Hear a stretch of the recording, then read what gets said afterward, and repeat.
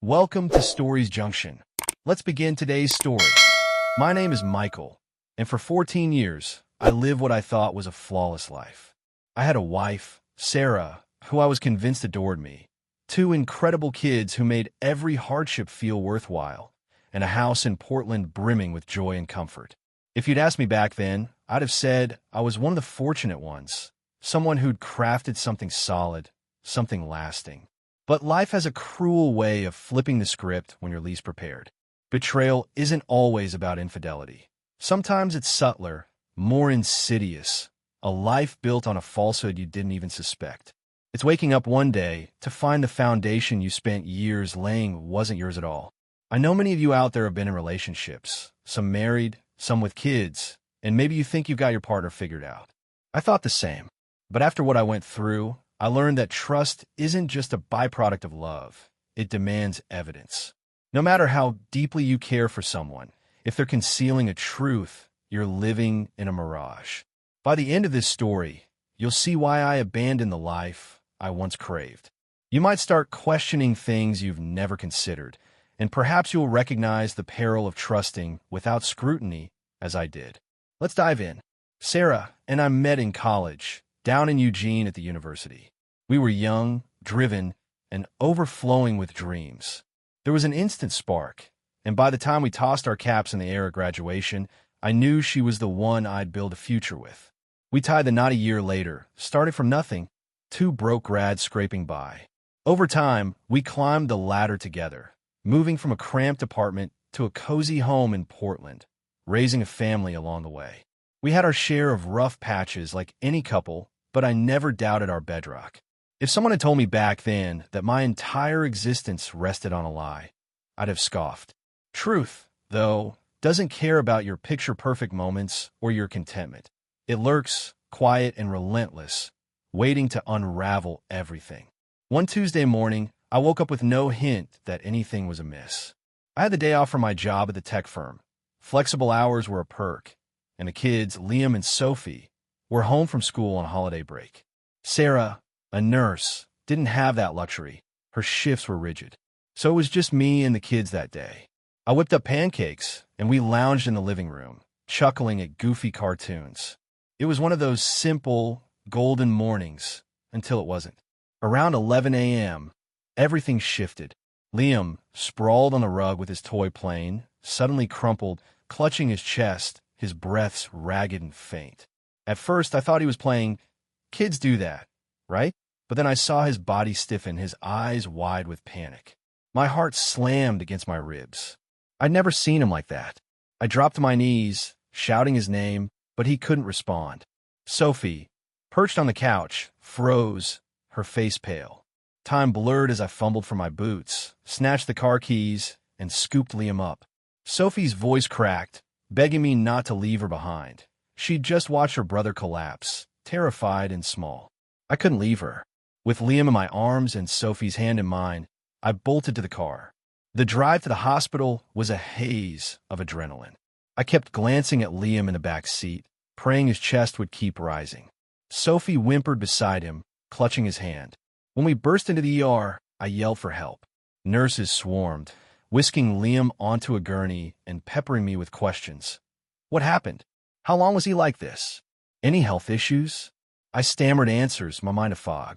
They wheeled him away, and I paced the sterile hallway, gripping my phone, torn about calling Sarah. I didn't want to freak her out until I had answers. After what felt like forever, a doctor emerged. "We've stabilized him," she said, and I exhaled a breath I hadn't realized I'd trapped. But then she added, "We need his genotype." I blinked, confused. Genotype? Sarah and I were both AA. Basic biology said our kids should be too. Yet the doctor's tone carried an edge, a gravity that unsettled me. "I'm AA, so is my wife," I said, but doubt crept in. I never checked, just assumed. The doctor's eyes narrowed slightly. "Are you certain?" she pressed. My chest tightened. "Run the test," I said, nodding, though unease gnawed at me. Waiting for those results, I sat in a hard plastic chair, staring at the linoleum floor. I told myself it was routine, a formality. When the doctor returned, clipboard in hand, she looked at me evenly. Your son's genotype is AS. The words hit like a misfired punch. That's impossible, I said, shaking my head. We're both AA. She didn't flinch. We ran it twice. It's accurate. My brain stalled. Two AA parents can't produce an AS child. It's not how genetics works. Test it again, I insisted, my voice wavering. She agreed, but her confidence shook me. Another wait, another vial of Liam's blood, another hour of spiraling thoughts. The result came back unchanged. As I stared at Liam, asleep on the hospital bed, his small hand curled around the blanket. The doctor's voice softened. Would you like us to test your daughter? I nodded, mute. If this was a fluke, Sophie's test would prove it. More waiting, more racing thoughts. Then the result. Sophie was AA. Relief should have flooded me, but instead, a cold dread settled in. Why was Liam different? I grasped for explanations, lab errors, mix-ups, but a single, persistent thought drowned them out. This doesn't add up. Sitting in that hospital waiting room, time crawled like a wounded animal. My hands were clammy, clenched around my knees as I tried to steady my breathing. Liam was stable, resting behind a curtained partition, and Sophie sat beside me, her small fingers fidgeting with the hem of her shirt. The doctor had already taken another sample for a DNA test. I'd insisted on it, though now, waiting for the results, I wasn't sure I wanted them. A stubborn sliver of hope clung to me, whispering that this was all a misunderstanding, a glitch in the system. Maybe the genotype tests were wrong. Maybe there was some rare medical anomaly I didn't understand. Anything but the alternative. I hadn't told Sarah yet. She was still at the hospital where she worked, probably elbow deep in her shift, oblivious to the chaos unfolding across town. Part of me wanted to keep it that way, to shield her from the panic until I had clarity. But another part, a darker, quieter part, wondered if she already knew more than I did. The nurse approached, her footsteps soft but deliberate, and handed me a sealed envelope. Here are the results, sir, she said, her face a mask of professionalism. She didn't know she was handing me a grenade. My fingers trembled as I tore it open, unfolding the paper inside. The words blurred at first, my eyes refusing to focus, but then they snapped into sharp, brutal clarity. 0% paternity match. I read it again, then a third time, as if repetition could rewrite reality. Neither Liam nor Sophie was mine. The air left my lungs, and the room tilted. 14 years of bedtime stories, scraped knees, and proud parent-teacher nights, dissolved into nothing. My kids weren't my kids. My family wasn't my family. I was a stranger in my own life. I don't know how long I sat there, staring at that paper, before I dialed Sarah. The phone barely rang once. Hey, honey, she answered, her voice warm but distracted, likely juggling charts at her desk. I forced my tone to stay flat, mechanical. There's been an emergency. I'm at the hospital with the kids. A sharp gasp cut through the line. What? Is it Liam? What's wrong? Her words tumbled out, laced with fear. He collapsed. They've got him stable now, running tests. Just come. She didn't hesitate. I'm leaving now. I'll be there soon. I hung up before she could ask more, before my voice betrayed the storm raging inside me. If I'd stayed on the line, she'd have heard the fracture in me. The wait for her arrival was numb. I sat there, phone dark in my hand, replaying every moment of our life together, searching for cracks I'd missed. Sarah burst into the waiting room 35 minutes later, her scrubs wrinkled, her hair escaping its ponytail. Her eyes locked on me, then darted to Liam, now awake and sipping juice. Relief washed over her, softening her features. What happened? How is he? She asked, breathless. The doctor just cleared him, I said, my voice a hollow echo. He's fine now. She pressed a hand to her chest, exhaling. God, I was terrified. She glanced at me, her expression shifting to gratitude. Let's get him home. I nodded, mechanical, giving her nothing. She didn't notice, not yet. She had no idea the man she'd left that morning was gone, replaced by someone hollowed out, clutching a truth she couldn't fathom. We loaded the kids into the car, Liam dozing against Sophie's shoulder as Sarah murmured soft prayers under her breath. thanking the universe for sparing him. I drove in silence, hands tight on the wheel, pulling into our driveway like it was any other day. Sarah unbuckled her seatbelt and turned to me. "You coming in?" I shook my head. "Need a minute." She paused, searching my face but didn't press. She lifted Liam gently, guiding Sophie inside, the door clicking shut behind them. And then I broke. Alone in the car, I gripped the steering wheel until my knuckles whitened, my chest heaving. The first sob ripped through me, raw and unstoppable, followed by another, then another. I cried like a man who'd lost his world because I had 14 years of love, of trust, of a life I'd poured my soul into, reduced to ash by a single sheet of paper. I don't know how long I stayed there, the tears burning tracks down my face, but eventually I pulled myself together, wiped my eyes, took a ragged breath, and stepped out. It was time to face her. Inside, the house was quiet. The kids were tucked in, exhausted from the day, and Sarah was in the kitchen, humming faintly as she scrubbed a pan. The normalcy of it twisted my stomach. No preamble, no easing in. I set the envelope on the dining table with a soft thud. "We need to talk," I said, my voice steadier than I felt. She turned, drying her hands on a dish towel, her brow creasing. "What's wrong?" she asked, her tone light but cautious. I stared at her, unblinking. "I had the kids tested at the hospital for their genotypes." She tilted her head, still unperturbed. "Okay." I inhaled, the words heavy. "Liam's AS." Her eyes flickered, a quick blink. "What?" "He's AS." She paused, then added, "That's impossible, right? We're both AA." Her voice was too even, too practiced. I let out a sharp, bitter laugh. That's what I thought. So I had them test again. Same result. She frowned, stepping closer. "I don't get it, Michael. What are you saying?" My pulse thrummed in my ears. "I did a DNA test. For both of them." The air stilled. She froze, her face a blank slate, but I saw the shift, the way her shoulders tensed, the way her breath hitched. I reached for the envelope, pulled out the papers, and slapped them on the table. She flinched at the sound, her hands trembling as she picked them up. Her eyes scanned the lines, and then she shattered. A choked sob broke free, her lips parting in a silent gasp. "Michael, please," she whispered, her voice fracturing. I said nothing, just watched her. Tears spilled down her cheeks as she reached for me, but I stepped back, out of reach. "I'm sorry," she sobbed, shaking her head. "I'm so sorry, I swear." Her words dissolved into cries, her hand pressed to her mouth as if she could stifle the truth. "I love you, Michael. I swear I love you." My voice cut through, cold and final. "You don't lie to someone you love. You don't let them live a fantasy while you hold the truth." She kept pleading, kept crying, but I was done. There was no fixing this. I turned, walked past her, and headed for the spare room.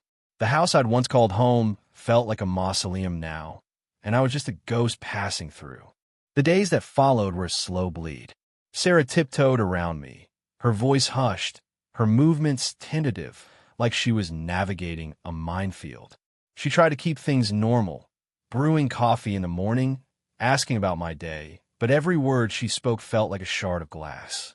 The kids, oblivious to the fracture beneath the surface, still bounded through the house, their laughter a cruel echo of a life I'd lost.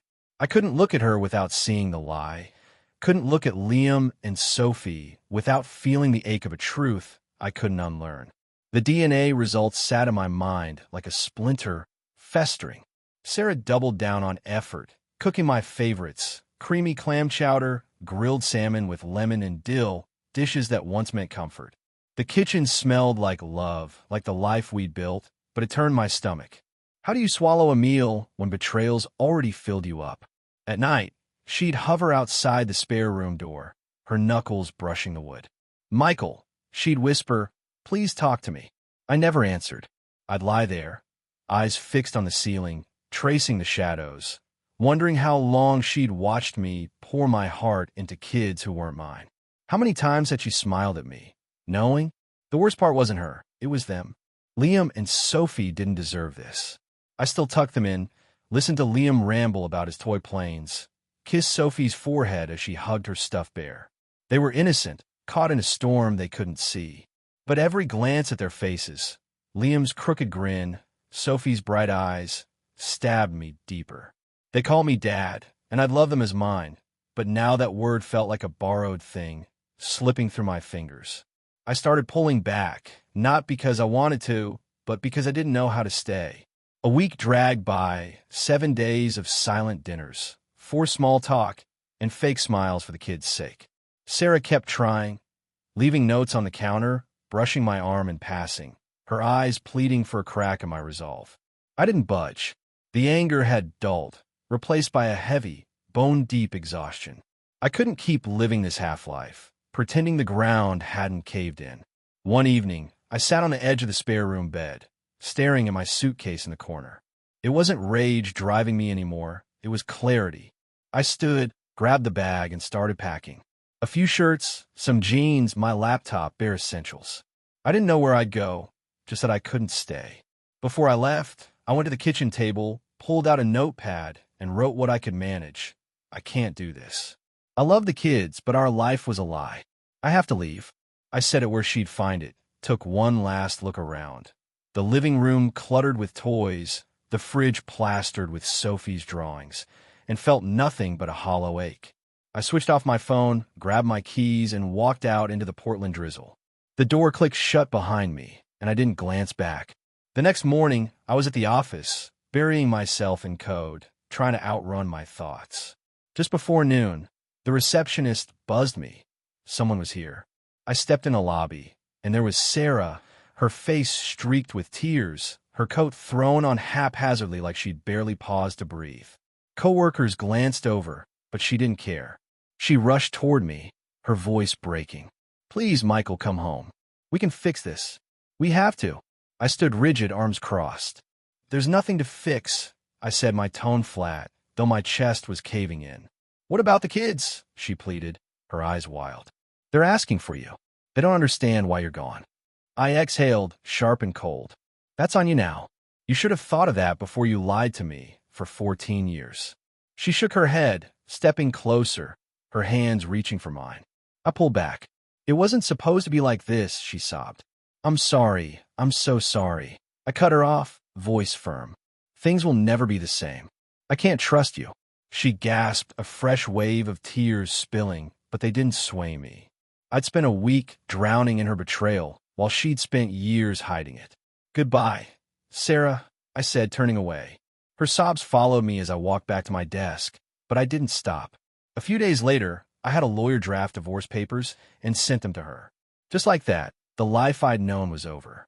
I moved into a small apartment across town, a bare space with a mattress and a folding chair, and tried to piece together what was left of me. The silence was deafening, but it was better than the lie. What did I take from this? First, trust isn't a gift you hand out. It's earned, verified, checked. I'd spent 14 years assuming Sarah was who she said she was, that the kids were mine because they felt like mine. I never questioned, never dug deeper. That blind faith cost me everything. Love's not enough on its own. It's a fairy tale we tell ourselves. I loved Sarah, loved our family, but love without truth is a house of cards. It stood for a while, but the collapse was inevitable. She'd looked me in the eye for over a decade, knowing the kids weren't mine, and said nothing. Love without honesty? It's a shell, a pretty lie that crumbles under weight. Healing's the hardest part. I won't pretend I'm past it. I still see Liam's grin in my dreams, hear Sophie's giggle in quiet moments. I wonder if I should have stayed, fought for them despite it all. Some nights, I wake up trapped in the nightmare, sweat-soaked and lost. But I also know some wounds don't heal with time. They scar, and you carry them. Sarah's betrayal wasn't a crack. It was a chasm. Walking away wasn't easy, but it was the only way I could breathe again. Sometimes, the strongest thing you can do is let go. The weeks after I left were a fog of survival. My new apartment in southeast Portland was a stark box. White walls, a single window, a mattress on the floor. I brought the basics, but it didn't feel like home. It was a holding cell, a place to exist while I figured out what came next. Work became my anchor. Lines of code on a screen, predictable and controllable, unlike the mess I'd walked away from. I turned my phone off at night, Not because I expected Sarah to call, but because I couldn't handle the chance she might. The silence was both a relief and a weight, pressing down on me in the dark. Sarah didn't let go quietly. The divorce papers hit her mailbox, and the call started, first a trickle, then a flood. Voicemails piled up, her voice raw and desperate. "Michael, please, we need to talk. The kids miss you. I'll do anything to fix this." I didn't listen to them all, couldn't. Each one was a knife twisting deeper, a reminder of what I'd lost and why. She showed up at the office again one rainy afternoon, her umbrella dripping on the carpet, her eyes red-rimmed. "You can't just erase us," she said, voice trembling. I stood behind my desk, arms crossed. "You erased us when you lied." I shot back. She flinched, but didn't leave. "I made a mistake. One mistake. Doesn't that count for something after 14 years? I shook my head. "It wasn't one mistake. It was every day you chose to keep it from me." She begged, tears streaming, but I was a wall. "The kids need you," she whispered her last card. That hit harder than I'd admit. Liam and Sophie were the collateral damage, the ones I couldn't stop loving even now. But staying for them meant living a lie I couldn't stomach. "You'll figure it out," I said, cold and final. She left, shoulders slumped, and I sank into my chair, staring at the screen until the numbers blurred. The kids were the hardest part. I hadn't seen them since I walked out, and the absence gnawed at me. I'd been their rock, bandaging cuts, cheering at soccer games, teaching Liam to ride a bike. Now I was a ghost, and they didn't know why. Sarah must have told them something. Daddy's working late, Daddy needs space, but how long could that hold? I pictured Liam asking when I come home, Sophie clutching her bear, waiting. It tore me apart, but going back wasn't an option. They weren't mine, not biologically, and that truth had rewritten everything. I loved them still, but it was a love I didn't know how to carry anymore. Friends tried to help. My buddy Jake dragged me to a bar one night, shoving a beer in my hand. "You got to move on, man," he said, clapping my shoulder. I nodded, sipped the drink, but it tasted like ash. Move on? How do you move on from a life you didn't know was a sham? My sister, Claire, called from Seattle, her voice gentle but firm. "You did what you had to. She broke your trust."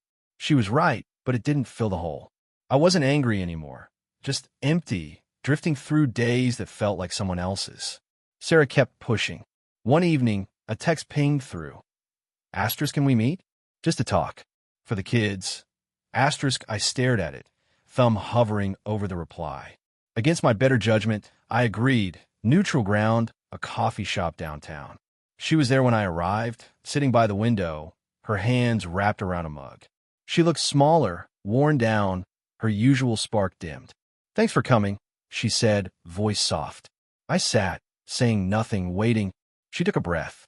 "I know I ruined everything. I know you hate me. But Liam and Sophie, they're falling apart without you." I clenched my jaw. "Don't put that on me. You made this mess." She nodded, tears welling. "I did, and I'll live with that forever." But they didn't. They still see you as their dad. Her words landed like punches, bruising something deep.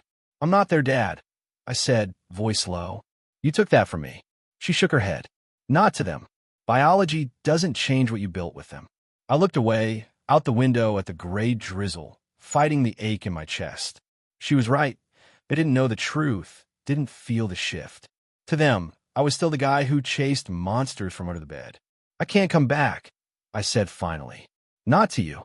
Not to that house." She swallowed hard, nodding. "Then see them. Just them. Please." I didn't answer, just stood and left, the bell above the door jangling as I stepped into the rain. That night, I lay awake, her words looping in my head. Could I see them? Be part of their lives without her? I didn't know. The love was there, but it was tangled in betrayal, in a past I couldn't reclaim. The divorce moved forward, slow and mechanical. Lawyers traded emails, splitting assets, carving up 14 years like it was a business deal. I didn't fight for much. Let her keep the house, the car. I went out clean. But the kids haunted me. I started therapy, a last-ditch effort to sort through the wreckage. The counselor, a quiet woman with sharp eyes, asked the hard questions. "What do you want, Michael? Not what you had, what now?" I didn't have an answer. I wanted my old life, the one I believed in, but that was gone. To stop hurting, I said eventually. She nodded. That takes time. And choices. Time. Choices.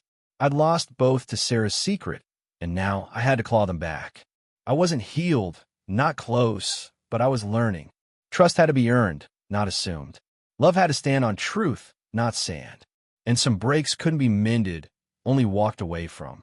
I still didn't know if I'd see Liam and Sophie again. Part of me wanted to hold on to what we'd had. But another part, the part still bleeding, needed distance to survive. Months passed, and the dust of my old life began to settle, though the scars remained raw. The divorce finalized in a quiet courtroom, a judge's stamp erasing 14 years with a single thud. I kept the apartment, a sparse refuge in Portland's drizzle, and threw myself into work, coding late into the night, chasing deadlines to drown out the silence. Sarah faded from my daily orbit, her calls tapering off, her pleas replaced by a resigned quiet. The kids, though, they lingered in every corner of my mind, their voices echoing in the empty spaces. I hadn't seen them since that coffee shop meeting, and the weight of that choice grew heavier each day. I'd started piecing myself back together, bit by jagged bit. Therapy helped, though it was a slow grind. The counselor pushed me to face the wreckage head-on. You can't outrun this, Michael. You gotta walk through it. So I did. I stopped turning off my phone at night, stopped dodging the memories.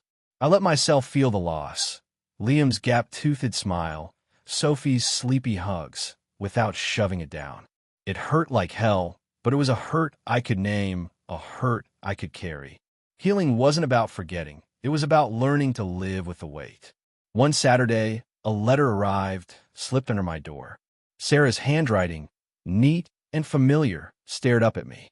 No return address, just my name in black ink. I almost tossed it, but curiosity, or maybe masochism, won out. Inside was a short note. The kids keep asking for you. I haven't told them the truth. They think you're on a long trip. I don't know what's right anymore, but they deserve something. If you're ready, they'd love to see you. No pressure. S. Folded with it were 2 drawings. Liam's shaky sketch of a plane, Sophie's crayon family, me, her, him, and Sarah, all holding hands under a lopsided sun. I sat on the floor, the papers trembling in my hands, and cried. Not the gut-wrenching sobs of that night in the car, but a quiet, steady release. They still saw me as Dad. Biology hadn't touched what we'd built. The years of trust, the love I'd poured into them. Sarah had stolen so much, but not that. I didn't reply right away. I needed time to sift through the tangle of anger and longing. Could I see them without her shadow looming? Could I be their father in some fractured way? Knowing what I knew, I didn't have answers, but the drawings stayed on my table, a tether to a past I couldn't fully let go. Life moved on, uneven but forward. I started running in the mornings, the cold air burning my lungs, waking me up. Jake dragged me to more bars, and I even laughed a few times, the sound foreign but real. Claire visited from Seattle, bringing coffee and tough love. You're not broken, Mike, she said, squeezing my hand. You're just different now. She was right. I wasn't the man who'd married Sarah, who'd built that life. I was harder, sharper, but maybe stronger too. Trust didn't come easy anymore. I questioned everything, checked every angle, but that wasn't a flaw. It was survival. What I learned from this? First, trust isn't blind. We're taught to give it freely, especially to those we love, but that's a trap. I never doubted Sarah, never thought to verify the life we shared. I assumed the kids were mine because they felt like mine because she said they were. That cost me 14 years. Trust should be a contract, earned, proven, maintained, not a leap of faith. Second, love alone can't hold anything together. I loved Sarah, loved our family with everything I had, but love without honesty is a mirage. It shimmered for years, but when the truth hit, it vanished. She hid the kids' origins, looked me in the eye every day, and said nothing. Love without truth is a hollow shell, pretty until it cracks. Finally, healing's a marathon, not a sprint. I'm not over it. I don't know if I ever will be. I still wake up some nights, the ache of losing Liam and Sophie clawing at me. I still wonder if I should have stayed, fought for them despite the lie. But I also know some betrayals cut too deep to mend. Sarah didn't just break my trust. She rewrote my reality. Walking away wasn't weakness. It was the only way I could breathe again. Some wounds don't close. They scar, and you learn to live with the mark. That's okay. Some people don't deserve a second chance, and sometimes letting go is the truest strength. So what would you do? If you were me, standing in that hospital, holding proof your life was a lie, what would you choose? Would you stay, swallow the betrayal for the kid's sake? Would you forgive her, try to rebuild on shattered ground? Or would you walk away, like I did, knowing trust was gone for good? I don't have the right answer, only mine. I chose me, chose truth over illusion, and I'm still figuring out what that means. Maybe you've been here too, or maybe you're scared you could be. Either way, think about it. Check what you trust. Verify what you love. Because when it falls apart, and it can, you'll wish you had. I saw the kids eventually. A park meetup, neutral and brief. Liam ran to me, arms wide, shouting Dad. Sophie clung to my leg, showing off her latest drawing. Sarah stayed back, watching, her face unreadable. It wasn't easy. Every hug was a reminder of what I'd lost. But it was something. They're not mine by blood, but they're mine by heart. And I'm navigating what that looks like now. It's messy, imperfect, but it's real. For the first time in a long time, I'm building on solid ground.